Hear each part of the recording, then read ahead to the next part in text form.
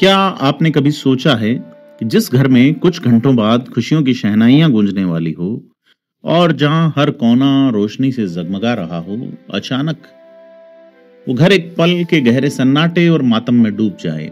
वो हाथ जिन पर शादी की मेहंदी का रंग लग रहा था, अचानक जिंदगी की डोर क्यों छोड़ देते हैं। आज बात करेंगे हम जालोर जिले की रामसेन क्षेत्र की कोटकास्तान गांव की इस कहानी की, जहां दुल्हन शादी से ठीक पहले खुदकुशी कर लेती है, लेकिन आरोप हत्या का है। सवाल ये है कि सिर्फ एक आत्महत्या नहीं थी, इस दर्दनाक अंत के पीछे गहरा राज छुपा है। ये घटना उस घर की है जहां 23 नवंबर की तारीख को करिश्मा जैन नामक युवती जो है वो जीवन का नया अध्याय शुरू करने वाली थी। कोटकास्ता गांव में शादी की तैयारियां चरम पे थी। देशावर से दूर दूर से रिश्तेदार भी मारवाड़ पहुंच चुके थे। पूरा घर मेहमानों की चहल पहल और आने वाले उत्सव की खुशबू से महक रहा था और हर एक चेहरा एक नई शुरुआत की खुशी में था। लेकिन करिश्मा, जिसकी उम्र केवल 23 साल थी, वो अपनी जिंदगी के नए सपने बुन रही थी। उसके हाथों पे मेहंदी रच चुकी थी, जिस पर बड़ी खूबसूरती से 23 नवंबर की तारीख और उसके होने वाले दूल्हे का नाम लिखा था। हर कोई यही जानता था कि करिश्मा अपनी शादी से बेहद खुश थी, लेकिन अचानक एक ऐसी घटना होती है जो खुशियों के घर में कालिख पोत देती है। शादी के जश्न की आखिरी तैयारियां चल रही थी। मंगलवार को करिश्मा अपने ही मकान में फांसी के फंदे से लटकी मिली। अब जो घर खुशियों से रोशन था, वो मातम के काले साए में घिर गया। परिवार की हंसी अब चीख चित्कार में बदल चुकी है। अब बड़ी चीज ये है कि एक निजी अस्पताल उसे ले जाया गया और जब शव का पोस्टमार्टम हुआ तो कई सारी चीजें निकल के आई है, जिसमें एक सवाल ये है कि आखिर क्यों। दूल्हे की मां का कहना है कि करिश्मा के हाथों में मेहंदी में दूल्हे का नाम लिखा था और वो शादी से खुश थी, फिर उसने ऐसा कदम क्यों उठाया। अब ऐसे में एक नई कहानी, एक नया पहलू सामने आता है जो इस मामले को और ज्यादा रहस्यमयी बना देता है। ये कहा गया है लड़की के पिता नहीं थे, उनके पिता की कुछ साल पहले सूरत के टेक्सटाइल मार्केट में एक भीषण आगजनी की घटना में डेथ हो गई थी और ननिहाल वाले इस रिश्ते से खुश नहीं थे, वो कहीं अन्य शादी करवाना चाहते थे। अब इस मामले में गहरा संदेह उत्पन्न हो गया। इस घटना को पहले सिर्फ आत्महत्या कहा जा रहा था, अब अचानक हत्या की आशंका जताई जाने लगी है। परिजनों और रिश्तेदारों ने इस मामले को संदेहास्पद बताते हुए गहन जांच और कार्रवाई की मांग की है।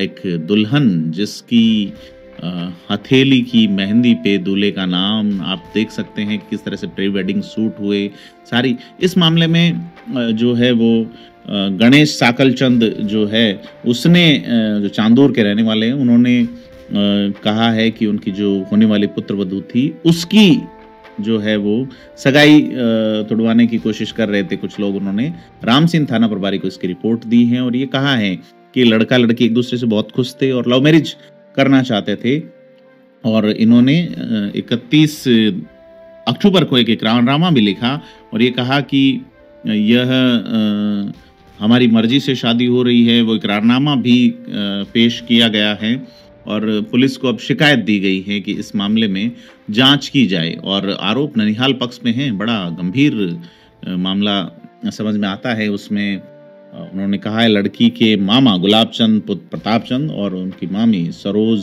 पर शक हैं कि उन्होंने लड़की पे सगाई संबंध तोड़ने का दबाव बनाया और इस मामले को, तो कुल मिला के एक दुल्हन जिसकी हथेलियों पर मेहंदी का रंग उसकी शादी की कहानी लिख रहा था, अपने इस खूबसूरत पल को, अपनी इस कहानी को अधूरा उसने क्यों छोड़ दिया। क्या एक सिर्फ एक दुखद आत्महत्या है या इसके पीछे हत्या जैसी गहरी साजिश है। क्या करिश्मा के ननिहाल वालों की मंशा उसके इस अंतिम कदम की वजह है या फिर इस बेबसी और मौत के पीछे कोई दूसरा भयावह सच है जिसे छुपाने की कोशिश की जा रही है। ये सवाल आज भी उस गांव के सन्नाटे में है और हर किसी को सोचने पर मजबूर कर रहे हैं। करिश्मा की मेहंदी का रंग हो सकता है उसके शरीर के साथ मिट जाए, लेकिन उसके नाम और उस तारीख पर उकेरे गए सवाल आज भी गहरे निशान छोड़ रहे हैं। आपको क्या लगता है, कमेंट करके बताएं और चैनल को सब्सक्राइब जरूर करें। धन्यवाद। बताइए। मेरा नाम भरत कुमार जैन, निवासी कालंदरी, जिला सिरोही। मैं दुर्गेश का मामा लगता हूँ। 18 तारीख को कोटकास्ता में करिश्मा लड़की ने सुसाइड किया, जिसकी शादी 23/11/2025 में मांडोली में दुर्गेश के साथ रीति रिवाज के साथ रखी गई थी। लड़की ने 18 तारीख को अकस्मात सुसाइड किया। इसके पीछे बहुत बड़ा रहस्य है।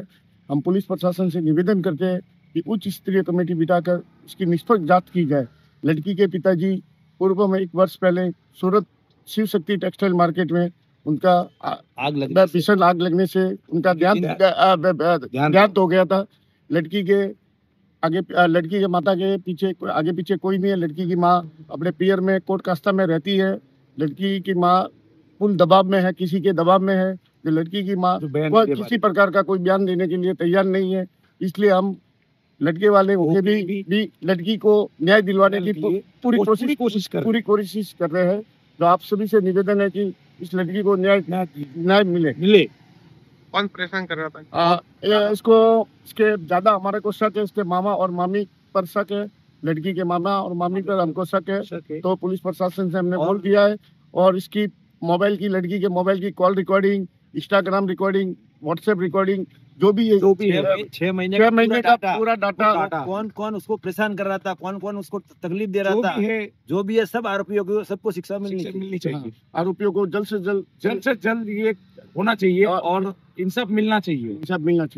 पुलिस को मिले आज? पुलिस एसपी साहब को हम एफसी साहब के समक्ष हमने रिपोर्ट दर्ज दी है। एसपी साहब ने रिपोर्ट को आश्वासन दिया है, आश्वासन भी दिया। रिपोर्ट जल्द आरोपियों को गिरफ्तार करेंगे और आपकी कार्रवाई आगे करके बच्ची को न्याय दिलाएंगे। और मैं लड़की का पिता ससुरा हूँ, लेकिन मैं उसके पिता के समान हूँ।